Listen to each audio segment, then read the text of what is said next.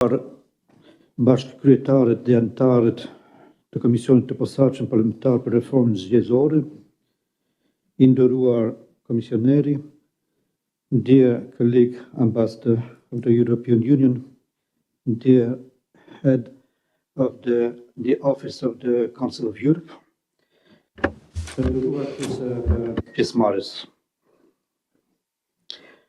Është kënaqësi për mua dhe për prezencën e OSBE-s në Shqipëri të mbështesim këtë kryezë konsultimi të Komisionit të Posaçëm Parlamentar për Reformën Zgjedhore, e cila ka si qëllim avancimin e një kuadri të ri ligjor për financimin e partive politike. Shqipëria ndodhet në një moment të vendimtar për forcimin e integritetit dhe besueshmërisë së kuadrit të saj zgjedhor.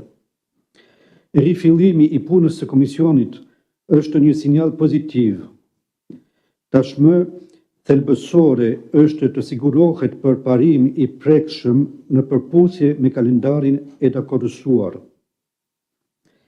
Financimi i partive politike përbën një komponent kyç për funksionimin e shëndetshëm të partive politike, për konkurrencën e ndershme dhe të përgjithshme politike, si dhe për forcimin e besimit të publikut në institucionet demokratike.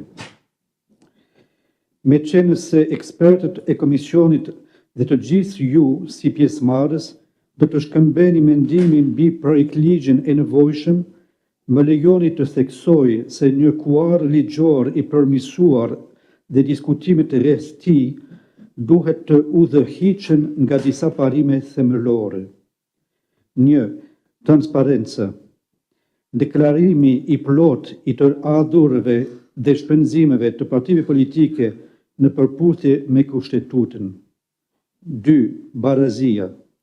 Zbatimi i barabartë i rregullave për të gjitha partitë politike. 3. Zbatimi. Institucionet mbikëqyrëse dhe duhet të kenë jo vetëm një mandat të qartë, por edhe burime të mjaftueshme financiare dhe njerëzore për të ushtruar siç duhet auditimin dhe kontrollin. 4. Sanksionet. Vendosja e sanksioneve proporcionale dhe efektive për të parandaluar përfitimet e paligjshme dhe për të dekurajuar mos respektimin e ligjit. Këto parime janë të lidhura ngushtë me gjetjet dhe rekomendimet e raporteve të viteve të fundit të OSBE ODIHR-it për financimin e fushatave zgjedhore, çka përbën një tjetër element të rëndësishëm të financimit të partive politike, pavarësisht nëse do të rregullohet përmes një ligji të veçantë apo do të vijohet të jetë pjesë e kapitullit përkatës në kodin zgjedhor ekzistues.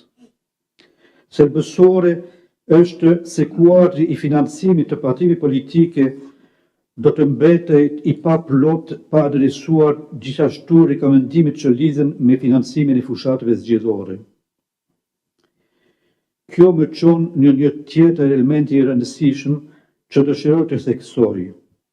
Raporti i OSBE-s ODIHR-it për zgjedhjet parlamentare të vitit 2025, si dhe raportet e mëparshme, evidentojnë një sër fushash ku rekomendohet rishikimi i kuadrit aktual ligjor.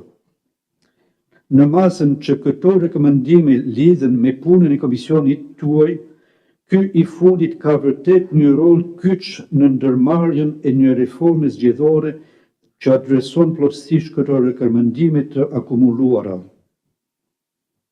Në këtë kuadër, prezenca e OSBE-s rithekson angazhimin e saj për të mbështetur punën e Komisionit tuaj përmes ekspertizës teknike dhe ofrimit të praktikave më të mira nga shtetë pjesëmarrës të OSBE-s në fushën e reformës zgjedhore.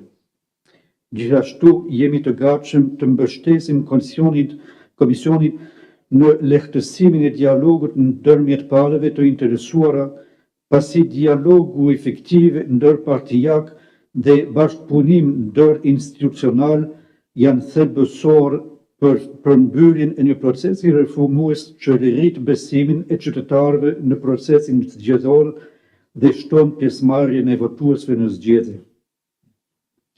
Duke qenë se zgjedhjet vendore janë planifikuar për pranverën e vitit 2027, koha është vendimtare.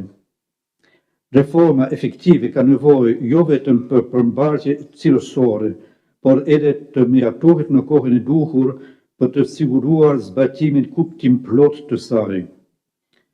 Konsultimi i sotëm dëshmon vlerën e dialogut gjithëpërfshirës.